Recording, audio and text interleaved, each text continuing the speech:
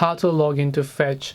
Hi everyone, welcome back to our channel. In today's video I'll guide you on how you can log into Fetch, so make sure to watch the video till the end. Now if you want to log into Fetch, the easiest way to do is from your mobile app. So if you have a mobile application, you can just download the Fetch app and go and log in. But if you're on browser, you can go to help.fetch.com. I'll also make sure to drop a link below. Then you'll find the sign in button from the top right hand corner. Make sure to click the sign in option there, and here you'll find the option called sign into your Fetch. Now you can also switch to agent sign in if you're looking for that, or you can simply enter your email and your password.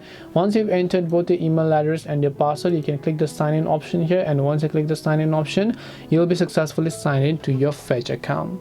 That's all it takes to sign in to Fetch. Hope this video was very helpful. If you have any questions, feel free to leave them down below. Thank you for watching till the end, and see you soon in the next video.